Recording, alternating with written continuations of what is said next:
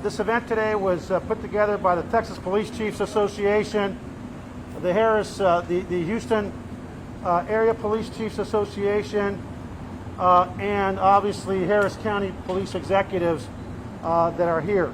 I want to first and foremost thank our DA, Kim Ogg. We all invited her to be here. I want to thank Rania from Crime Stoppers, who's here. I want to thank our Executive Director of Houston Area Women's Center, who's here.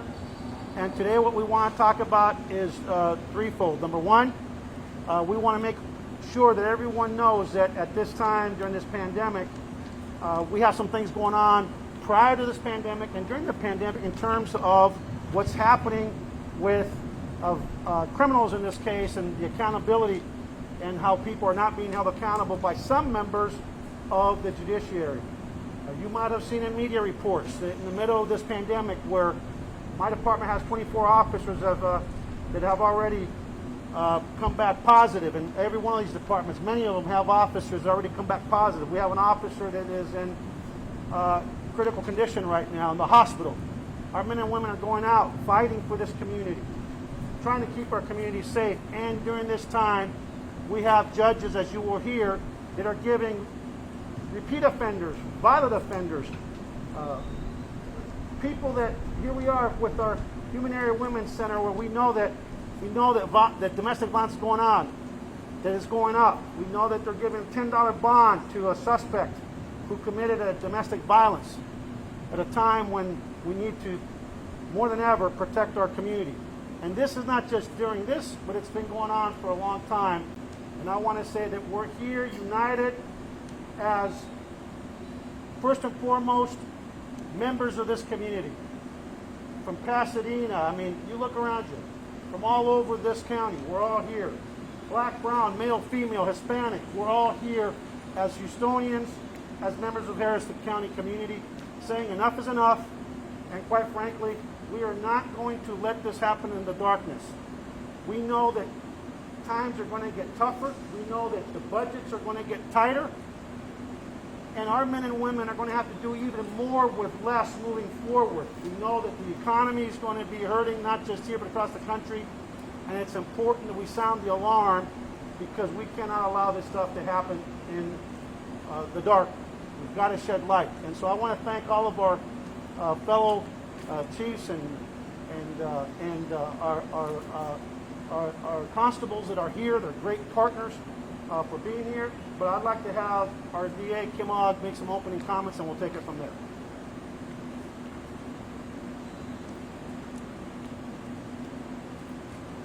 Good afternoon. I'm Kim Ogg. I'm the Harris County District Attorney.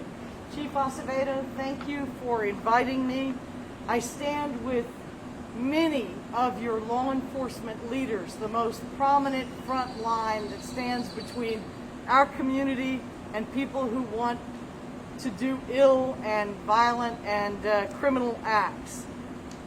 The reason that I'm here is there is a great deal of confusion in the public right now about bail and about the release of offenders, and I would like to clear that up.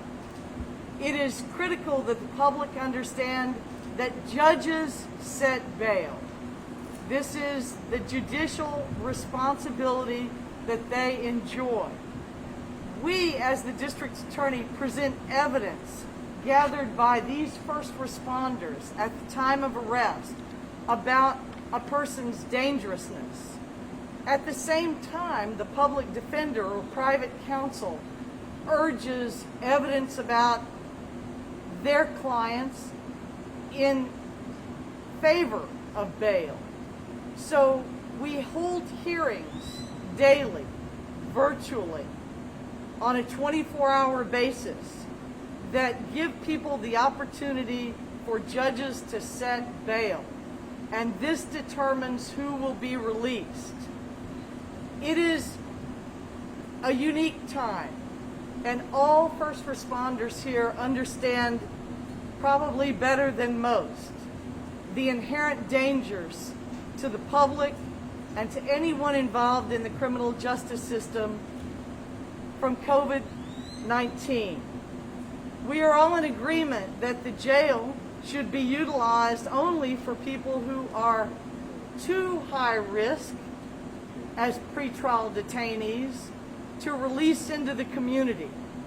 So everyone here is in agreement that compassionate release is appropriate when people pose no significant public safety risk to the public.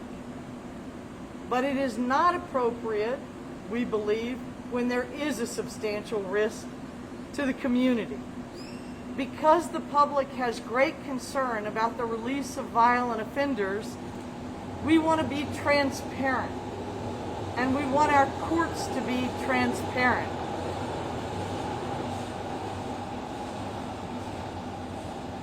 Prosecutors are reviewing cases one by one immediately as they are presented to us by Judge Hidalgo's order, by the district judge's order, by the governor's order, and the terms of those orders are all binding, and we are trying to follow all those orders.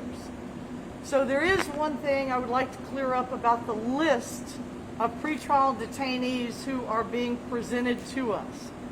We have had multiple lists presented by the sheriff following differing orders by different entities. We review those lists, and our job is singular. We review the cases to see if we are going to object or agree to bail and to release. Many of the lists that have been presented contained people who did not qualify under the very order that governed the release. So it is not a matter of us arbitrarily objecting or keeping people in jail. Our reviews are producing evidence that shows these individuals simply do not qualify. Even still, if they are medically compromised, there's always the opportunity for the defense to present that, and that will be considered. I am here to support my fellow law enforcement. These individuals have been grappling with the release of violent offenders pre-pandemic for some time. Their officers have been endangered trying to rearrest people that they just arrested the week or the month before. Crime Stoppers is having to offer rewards on individuals whom they've already paid for information to be captured. So prior to the pandemic, we saw actions that concerned law enforcement. Most of us believe that people should not be held in jail because of a financial disparity. That's unconstitutional. But all of us recognize that the public deserves protection, that crime victims should have a voice in public safety, and that our communities don't just require, but they demand that we try to protect them. And that is the purpose of this news conference. So it is important to understand that we are working together, that this is the very group of leaders who agreed to a marijuana program that halted arrests for most marijuana offenders. This is the same group that generally agreed to bring mental health nonviolent offenders to a diversion center. This is a group that has participated in criminal justice reform with honest and open minds, always with public safety in mind, but they have been reasonable. It is unreasonable to ask them in this very dangerous time to unnecessarily risk their officers' lives. It is also important that the orders of the governor and the various orders of the county judge, the district judge, and the federal judge be honored. And we look forward to resolution in court of those various contests. For now, we are trying to do our job with reduced forces, with higher risk, and still with full dedication to protect our community. I want to invite other chiefs now to talk about specific cases that have concerned them and to reassure our community that you are protected and that we are here to ensure that your voice in demanding that protection is heard by our judiciary. Thank you, Madam DA. Thank you for being here. And thank you to your team for your advocacy on behalf of crime victims and of the men and women in blue in the front lines. Now, representing the Texas Police Chiefs Association and their president, Gene Ellis, our president, I'm a member, is Ken Walker, the Chief of Police of Westview Place Police Department. Chief Ellis, our president from Melton, Texas, wanted to be here, but because of travel restrictions, he didn't think it was appropriate. The position of 1,400 members of the Texas Police Chiefs Association is that bonds should be set according to the individual, not by some randomly figured arbitrary number. We believe that the criminal history, the violence of the suspect needs to be taken into account, and also if a person is a habitual offender, that needs to be taken into account. I'd like to thank Governor Abbott for his order trying to keep violent felons in jail. Unfortunately, it appears that it's being circumvented by appointing magistrates who will set low bonds and let people out. I understand that having people in the county jail is a draw on resources. It's a huge draw. But when that person's let out on the street, the draw on resources doesn't end. It's just transferred from the county to local police. Yesterday in Westview, our officer got a call that a person that passed out on the sidewalk and was screaming for help. The officer arrives, and luckily before he approached the person, he yells out that he has COVID-19. He immediately calls EMS. We have 2 firefighter paramedics that arrive. They end up taking him to the hospital for treatment.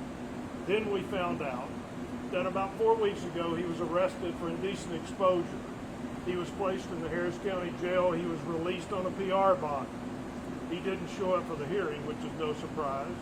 Later, he was arrested for terroristic threats. Again, he was given a PR bond and came back on the street. And now I may have a police officer and 2 firefighters that have been exposed because he wasn't in a safe place. I want to say one thing. Thanks to all the men and women in law enforcement. They are out every day, no matter what the crisis is, doing their duty. And I'm so proud of them. I can only hope that others involved in the criminal justice system will do their duty also. Thank you, Chief, and thank you, TPCA, for helping us put this together as a region. And now the president of the Houston Area Police Chiefs Association in Deer Park, please welcome Chief Greg Grigg from Deer Park.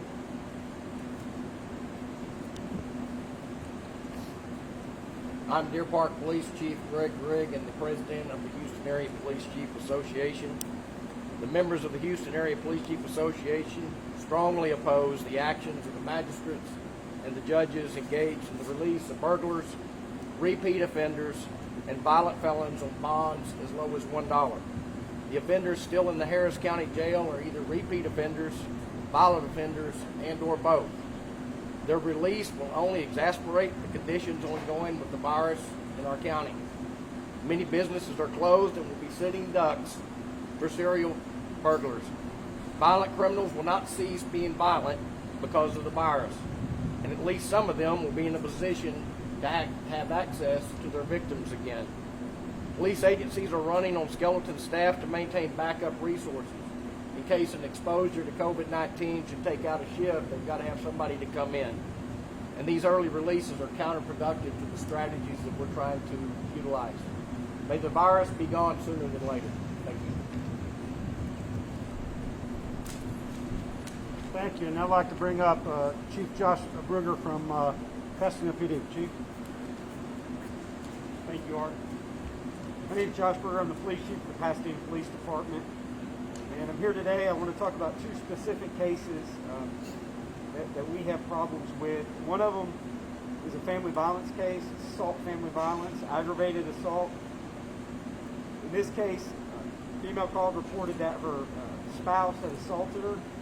And when the police got out there to conduct the investigation, they learned that he had also committed an aggravated assault. And in this case, the defendant raised a machete above his spouse's head, was the initial aggravated assault. There was a second aggravated assault when the defendant's daughter showed up to retrieve her children from the house. He had a handgun in his hand and was threatening to kill everybody. He was arrested, taken to jail. In this case, he was given a PR bond. And the defendants in this case requested magistrate's order for emergency protection. And at PC court, the state objected to the PR bond. However, it was still issued and he was released on the PR bond. Once he made his initial appearance in the district court, he was left on the PR bond, again, over the state's objection. And the state had asked for a no-contact order, meaning the defendant could not contact the victims in this case. And the judge refused to grant that until such time as the state could contact the victims to determine if that's what they wanted, after they had already asked for a protective order during the initial filing of charges. The second case I want to talk about is a PR bond that was granted, a no probable cause case, which is another problem that has come to the forefront lately. A lot of cases that, at least in the past historically, they have found probable cause. Now they are not. In this case, officers were dispatched to a physical disturbance.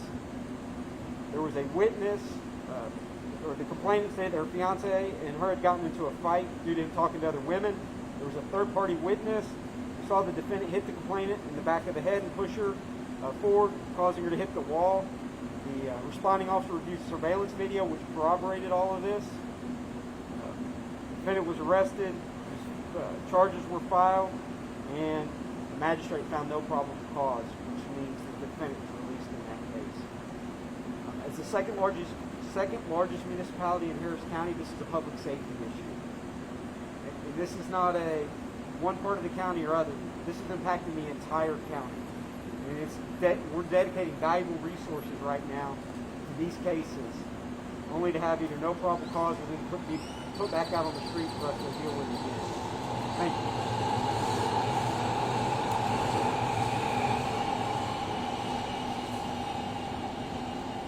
And Chief Holloway from Bel Air. Sorry, it's hot out here. Hello, my name is Chief Holloway with Bel Air Police Department. I've been a police officer for 44 years. I've never seen bonds this low. Bonds in municipal court are now higher than bonds in Harris County.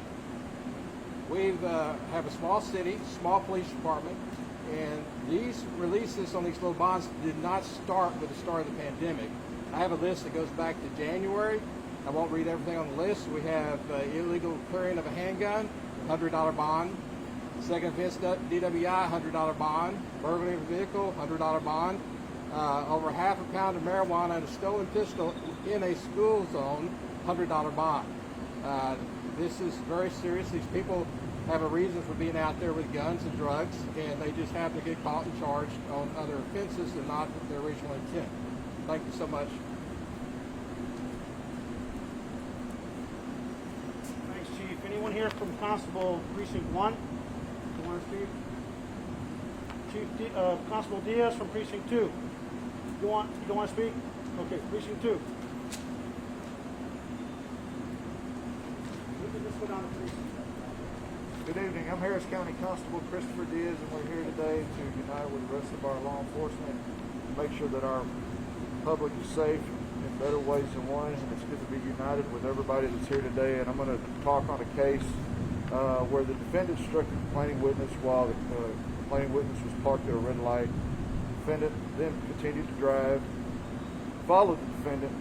Officers arrived, made contact with the defendant, and the defendant admitted to drinking 8 to 7 drinks. Then he agreed he agreed for a blood test, showed that he was at 2%, and he come out, there was no PC on this case. So we need to continue to overlook these cases and make sure that we're doing the right thing. Again, thank y'all very much, and we appreciate everybody that's out here today and to be united and carry this mission out. Thank you.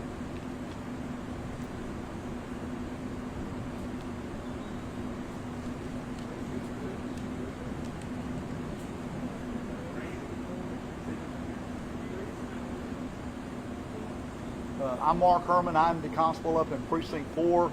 We're responsible for 522 square miles up in North Harris County. I'm not going to go into cases that we have because we have hundreds of cases that have been dismissed and folks have got $1 bonds. For us to be going through a COVID-19 pandemic right now and all these leaders are here, folks, we got a problem. We got a huge problem. And I'll put it to you the best way that I can. We have magistrates and judges that are slapping the men and women of law enforcement in the face every time they make an arrest. They're making a mockery out of the great work that many of our law enforcement agencies do. And there's a big problem. There's a train wreck coming for Harris County if we don't change what we're doing at that tier. We're dealing with second, third, fourth time offenders getting out of jail. And in my 34 years, I have never seen so many suspected criminals on our streets, ever. We are dealing with it the best we can. But I am here today very proud to stand with this group. And at the end of the day, I'll be able to say, hey, I did my job. But thank y'all very much for coming out. My name is Ted Heap. I'm the constable of Precinct 5. Chief Acevedo started by pointing out all of the different uniforms around here, and what is really amazing is that you have all of these different departments. You have men and women. Some have met each other, some know each other very well, a lot of us don't. But we have one thing in common, that we all took an oath to protect the people that we swore. The Precinct 5, we have 1.2 million people that I take an oath to. I take an oath to be able to protect those people. And in 37 years of law enforcement, I've never had a challenge like we're facing today. I wish I could say it's all about the personal protective equipment and the disinfectant. That's a huge part of it. But it's also about what's happening in our judicial system, the additional burden that it's putting on us as law enforcement officers. When we have to be able to go day after day and talk to young officers about, they're going out, they're putting their life on the line, they're doing things, they're scared to death to be out there. And then they turn around and they do a follow-up and they find out that the person that they put in jail was turned around and released again. And then as Constable Herman said, we see him again, we see him again, we see him again. How are we supposed to be able to do our job? How are we supposed to be able to keep our people motivated? How are we supposed to protect the people that we swore to protect if we're fighting judges, if we're fighting the magistrates? Magistrates who were not elected, magistrates who were appointed, magistrates who decide, and for a minute you be the judge, you be the magistrate. The suspect was caught trespassing at a convenience store and also found in possession of crack cocaine and marijuana. He was charged with possession of a controlled substance. The judge Gaunt dismissed this charge for lack of probable cause. Now at that time of the arrest, this defendant was placed on deferred adjudication for a family violence charge that had come earlier. He committed that charge in the previous year. He'd also been arrested an additional time for interfering with the public duties during a trespass investigation back at the same location. The same business owner was terrorized again by this individual. And although that this person was found that probable cause existed in that 2020 case, it was brought back before another magistrate who later dismissed the case for lack of probable cause. So we have our judges and our magistrates who can't agree with each other. These suspects are committing their crimes. There's no reason why they shouldn't come out and continue to do what they're doing. And as law enforcement officers, we're fighting this battle every day. No jurisdictional boundaries, no difference in uniform colors, It doesn't make a difference how many stars, bars, or if nothing's on our sleeve. We're all out there doing the same thing. And we need the public to know what is going on in the battle that we're fighting. You're going to hear a lot more cases from some of these other officers. I'll share with you.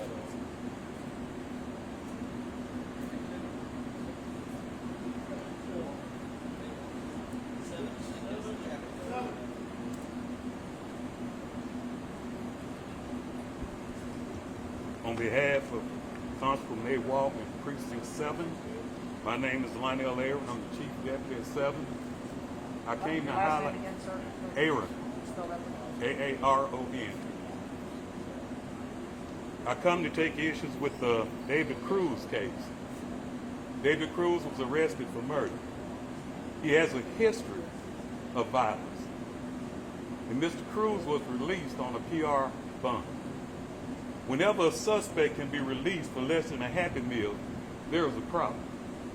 Some police officers in the community, as well as the witnesses in this case, are at fear because this suspect has been released on a PR. That is a problem. And I believe that's a problem that needs to be addressed to the community as a whole when a judge would do such actions. Thank you.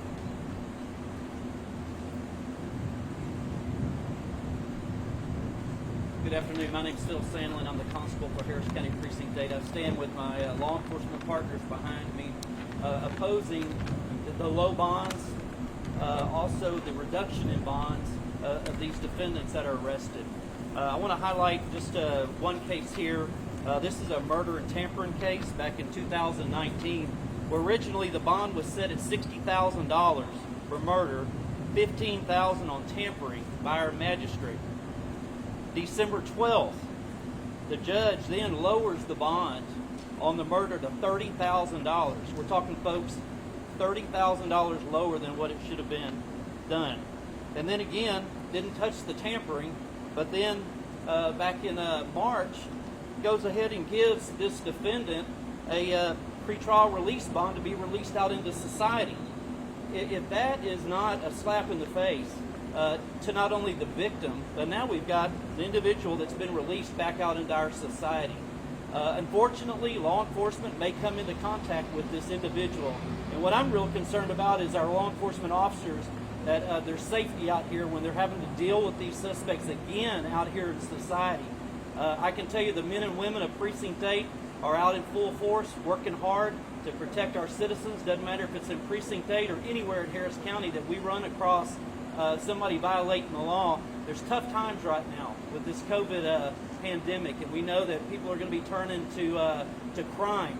But I will tell you, the men and women on the front lines, we're going to continue to do our job and continue to arrest them.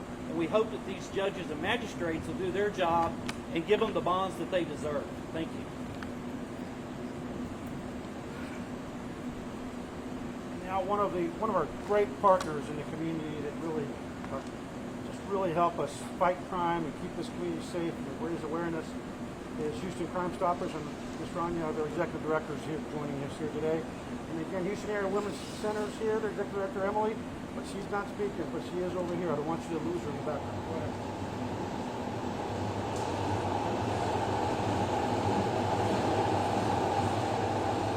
Thank you, and good afternoon again. My name's Rania Mankarios. I'm CEO of Crime Stoppers of Houston. And I'd like to use my short time with you today talking about the concerns of the victims, community members, business owners, and residents in light of the current events involving crime, the criminal justice system, and the COVID-19 outbreak in our area. I'll begin by saying that we follow and support the work of our leaders. And while understanding that nothing is perfect, we have traditionally trusted that the spirit, focus, and intent of the criminal justice system is undoubtedly on the side of victims and justice. Recent events have caused our trust in that to falter, leaving many asking questions. In fact, many feel like the system has gone to another extreme, that activism has replaced the rule of law, and that the focus has shifted to the experience of the alleged criminal throughout the criminal justice process, overlooking the victims entirely. In many cases, this shift has not only placed law enforcement at increased risk, but has set additional community members up for victimization and allowed for the re-victimization of those already suffering. We also fear that it's sending another message that our city and our county is just weak on crime. A look at what recently has happened in Harris County sadly substantiates our concerns. Many of us supported the federal court's decision on misdemeanor bond reform. While the community takes issue with its expansion of that decision to grant PR bonds to felony cases, we are also noticing a terrifying cycle. We have been watching this all year, one where violent felony crimes are committed, law enforcement risks their lives making arrests, the DA files charges, but the suspects are released on PR bonds or extremely low bonds. In many cases, the leniency that they are shown only emboldens them, directly placing the community in increased danger. The numbers reflect these concerns. Violent crimes up by 20% this year, including murder up by 30% and property crime up by nearly 20%. These are more than percentages. They represent people, homes, families, and cases of horrific assault and devastating loss of life. They mean more businesses have to pause as they brace for re-victimization and the need to assure frightened employees that community members have to brace for re-victimization. Add to this the community's concern as attorneys seek to optimize this shift in focus within the criminal justice system and seek an order to release over 4,000 felons from Harris County Jail. Add to that the outbreak of COVID-19 and Judge Lina Hidalgo's order to release 1,000 nonviolent felony offenders. While two different issues, each is equally concerning and stands to place the community on high alert. Crime Stoppers has written a declaration for consideration by Judge Rosenthal and continues to ask for clear definitions on what constitutes, quote, nonviolent felony offenders to Judge Lina Hidalgo. It is our experience that burglary of a habitation, burglary of a building, burglary of a motor vehicle, unauthorized use of a motor vehicle, DWIs, theft, and a multitude of other offenses wreak havoc on a community that sometimes is worse than violent crime.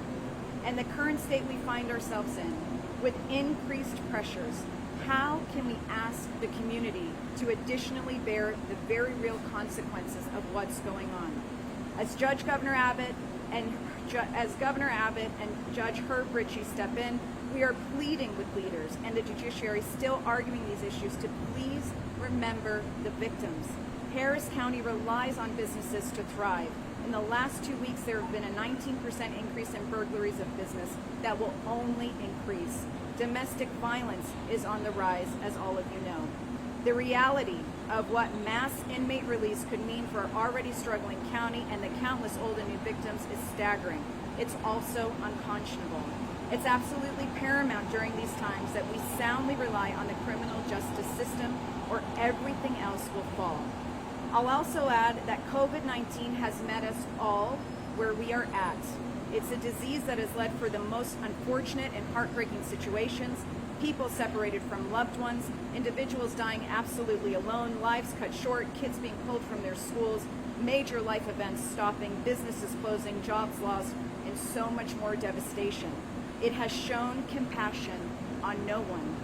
Crime victims are the only unwilling participants in the criminal justice system. The least we can do is ensure that their rights, their due process, and their safety is protected.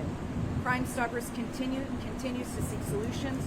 We will continue working and supporting law enforcement, listening to the community, and offering safety advocacy for all. We thank you for being with us today.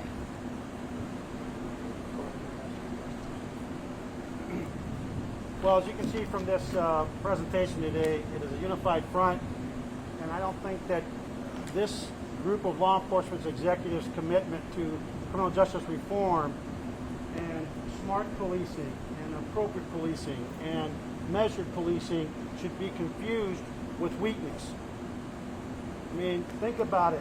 In late 2016, when I first got here and joined this great community of law enforcement professionals, our jail population was over 10,500 at the Harris County Jail. That was just a short 3 years ago. Today, as of March 6th, that population was stood at about 7,600. And that didn't happen by happenstance. That was a thoughtful community of law enforcement professionals, led by Kim Ogg and all these chiefs and constables that you see here, that supported diversion programs for marijuana, that supported diverting people with mental illness to the Ed Emmett Center right down here. But we don't support coddling violent criminals. Right now we have a little 5-year-old boy who's clinging to life if he hasn't passed yet, is not expected to live, because some fool starts shooting in the parking lot of the apartment complex, and that little boy shot in what should be the sanctity of his own apartment. And we stand for those little boys and those little girls that are being victimized, or the families that women that are being abused that call in. But think about what's left now as of March 6th. Out of the 7,612 inmates left at the county jail, 205 are misdemeanors. Of that, 205 misdemeanors have 65 who have holds from someone other than Harris County. That means they might be here for misdemeanors, but somebody else wants them for more serious business somewhere else. 59 of those have assault family case, 14 assault cases, 11 violation of protective order. Think about the chilling effect it has on the victims of crime when they get a protective order, that protective order is violated, and there are no consequences. Think about that person, how much they get emboldened because there's no consequences. The rest are 7,407 felons, 2,529 have holds, 726 are aggravated robbers, 487 aggravated assault with deadly weapon, 433 aggravated assault, family violence, 371 motion to revoke probation or deferred, 253 murderers. As we know, one of our murderers that shot someone went to one of our felony judges, and Judge Jones, and next thing you know, he's afraid of the coronavirus and he's out. How's that family feeling today, or the witnesses in that case? 248 burglary of habitation felons, 242 assault family second violation, 175 DWI, third or more. In the city, it's the worst city in the worst county in the worst state in the worst nation on earth for DWI crashes, injuries, and deaths. 170 capital murder suspects and 165 evading the motor vehicle, that we know how dangerous those pursuits are for everyone involved. And so I want to close by saying to the judges, especially one that I won't name right now because quite frankly in this seat I can't remember which one it was, that was complaining, how dare we, the community and the public, question their judgment. But when you're in elected office and when you're in public service, scrutiny comes with the job. And as much as these judges at the court, some of them, don't want the public to know how they're coddling violent criminals, this group that you see here will make sure that we shed light. We will start providing information. I know that there's a website coming for the community to see, where they will see these no probable cause, where there's all the probable cause in the world, and some of these misdemeanor judges and magistrates are kicking them out. Where we will take out the people who are going to post this, what is not public, but the facts will always be public, and we'll let the public, we'll let them make the judgment as to what's going on. And so with that, again, we're going to let them know when somebody gets $10 bail for a violent crime, or when somebody's on probation or on bail, goes back to the same judge for the same type of crime, and there are no consequences. Don't even bother revoking them. It's ridiculous. So again, I want to thank the best group of law enforcement executives, I think, in a region, the most unified, for inviting me, TPC and everybody else. And we'll open up the questions to anybody, and we're all available for questions. Any questions? What do you hope Judge Rosenthal does here in an hour and 15 minutes on the telephone? I hope that Judge Rosenthal will, I think we all do, will issue a ruling that you can't have broad brushes, you can't have broad strokes, that law enforcement agrees with the misdemeanor litigation that, generally speaking, people should not be behind bars simply because they can't pay a bail. But they should remain behind bars based on their threat, an assessment of the threat to the public safety, on the threat of recommitting an offense, and on the assessment of flight, risk of flight. That's truly what should be done. And the best indicator of future behavior is past behavior. And God forbid that we let murder suspects out on low bond, which is happening in this county, so then they can murder someone else. Or we put them on an ankle bracelet so they can cut it, and in one weekend last summer, you guys remember that? One guy, multiple murders in one weekend. So we hope that it's a thoughtful decision that weighs public safety first and everything else after that. At least that's my perspective. I don't know what everybody else feels. Well, Chief, anybody who wants to answer this in terms of what order Judge Rosenthal may or may not issue today about that, how do you speak to those individual judges, the ones that you say are getting around by giving PR bonds, $1 bonds, $5 bonds, because those are individuals, and the individuals are elected in some of these cases. How do you reach those individuals? You could hear the question. Yeah, that's fine, that's fine. How do you reach the individual judges? You have whatever ruling Judge Rosenthal may or may not give today. How do you reach the individual judges, the ones who give the $1 bond, the $5 bonds? Because in some of those cases, they're only answerable to the people who elected them. Turn the light on. It's part of your duty to educate people in Harris County what's going on. And I would think that instead of a broad brush and a broad order, that every case is held, it is weighed individually with an individual hearing, and that judges make transparent decisions so we all know and the community knows what the decisions are that are being made. I think that's really important. Anything else? Chief, on the 5-year-old you brought up for now, Huh? He has passed. I just got word that he has passed. May he rest in peace. Thanks, Troy. Sorry to hear that. And with that sad news, Chief, has anyone been arrested? Looking for anyone? And how is the pandemic affecting the service? No, pandemic's not stopping us. We have a person of interest. We are looking for them, and we are going to bring justice to that family. We've been silver lining in some of these cases with these young children who have been shot in our city in the last couple of years is, without exception, we've been able to bring charges and hold people accountable thanks to our partner from the VA. Do you want to say anything else, Kim, or are you good? And finally on that, do you believe that shooting is gang-related and or this child was targeted? No, I don't think the child was targeted. But the bottom line is we have too many children that are being injured, wounded by suspects who should already been behind bars. We had a murder suspect on a... Well, I'm not going to talk about this suspect right now. But we had a few months ago, we had a young man shot in an apartment by a suspect who was charged with murder and is out on a low bond. The people of Harris County, whether they're poor, whether they're rich, whether they're white, black, brown, north, south, east, west, they want their families to be safe, and that's who we're going to come to work for every day and speak out for.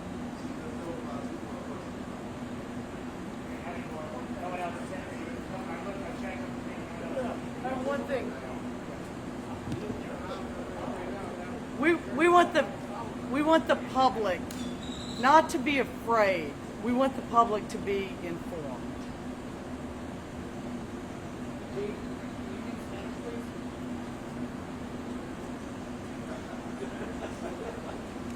We'll do it very quickly in Spanish. If you ain't Nurses, do you believe there's a public health crisis inside the jail?